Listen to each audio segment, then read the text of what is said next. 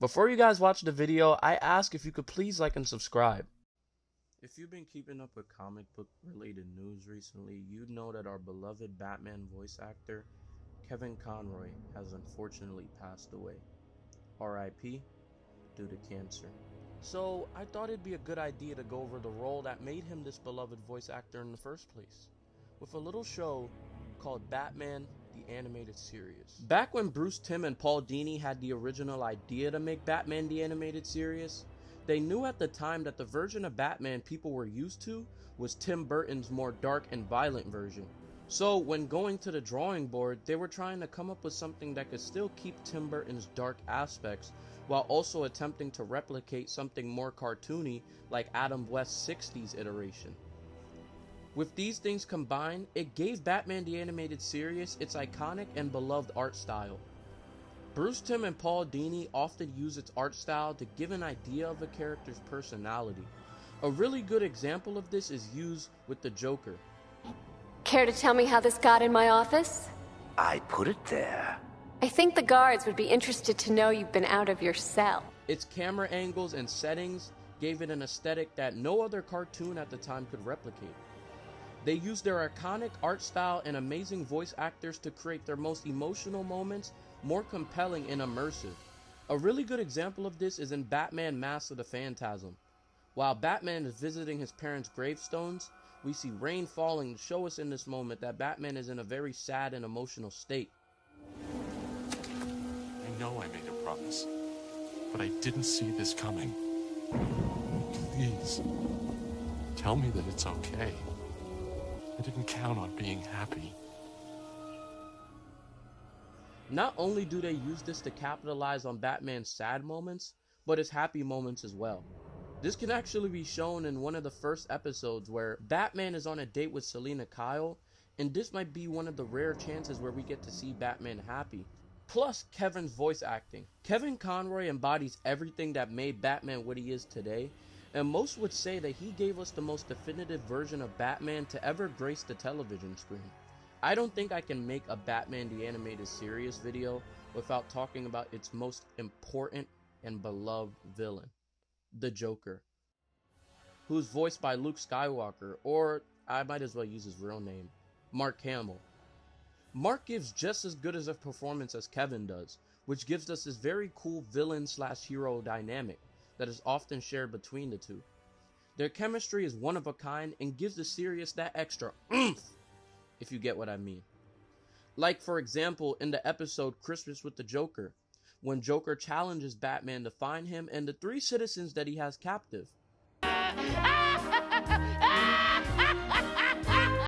This gives Batman intense mental conflict, which forces Batman to use his detective skills to solve the case. Kevin was also good into fitting into the role as Bruce Wayne when he needed to. Some would argue that he was even better at voicing Bruce Wayne than he was voicing Batman. Some, not all. The biggest difference between comic book movies and animated TV shows is the level of adaptation you can pull off. With a show, you can pull off a lot more adaptation than what you can pull off with a movie, while movies often have to change things to fit their versions of the characters. And animated shows can copy comics and adapt them right down to its T. This has been consistently shown with movies like The Death of Superman, Batman and Robin, and more. The list of Batman stories that Batman the Animated Series adapts is very long, so I'll try to say them fast.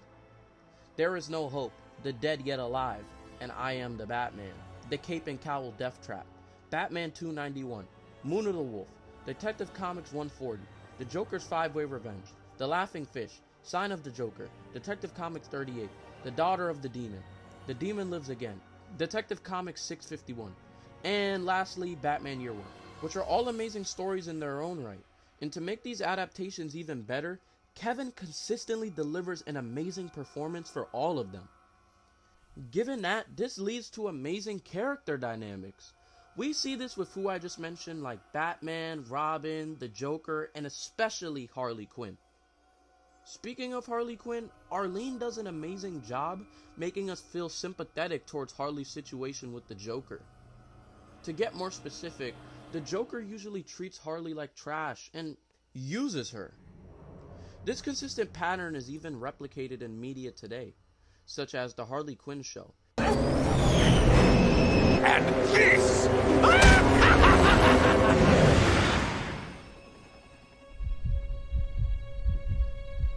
And it's safe to say without Batman the Animated Series, these things wouldn't be replicated in today's media. Did I forget to mention that Harley Quinn is an original character that was created just for this show? Yeah, DC loved her so much that they put her in the comic books. Joker's Favor and Mad Love are two of the best rated and adored episodes in animated television history. Yes, you heard me. History!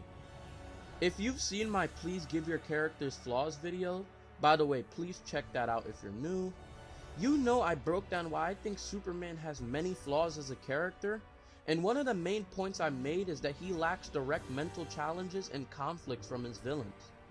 Then I compared him to a character such as Batman, where we see he gets that here with villains such as the Joker, Riddler, and Harley Quinn.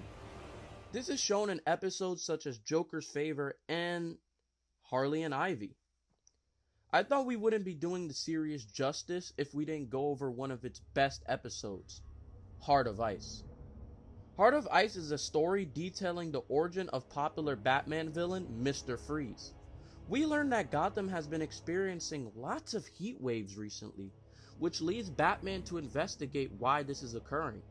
He then finds the culprit, who's revealed to be, of course, Mr. Freeze.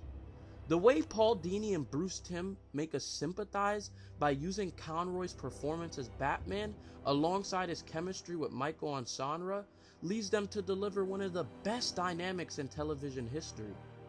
It doesn't matter how messed up any villain this version of Batman encounters is, Conroy shows passion in his voice for Batman towards his villains and somewhat humanizes them. I failed you. I wish there were another way for me to say it. But I cannot.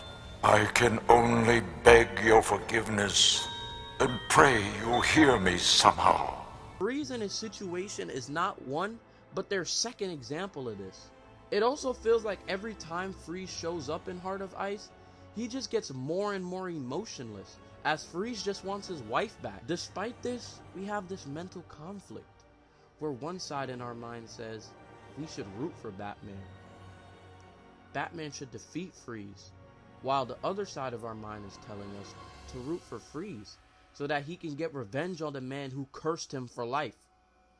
What new creators of Batman stories forget is the humanoid aspect of Batman. So when a Batman story is made on screen, its iteration tries to meet the standards that Kevin Conroy's version set. Given all these things, we could conclude that Batman the Animated Series is one of the best, if not the best, pieces of Batman media to ever release, and a significant factor in the media becoming what it is today. And we can credit most of that to Kevin Conroy's performances. With most of his friends dying of the AIDS crisis in the 80s and having to conceal his homosexuality, Kevin went through a lot of traumatic experiences, and he used this to give us arguably the best and definitive version of Batman. And some would even say, due to him gaining confidence through to those situations, he is the real life Batman. I'll be releasing more content like this soon, and I'll finally be releasing my long-awaited Defending Rent-A-Girlfriend Part 2. Thanks for watching. It's been Auden, and I'm out.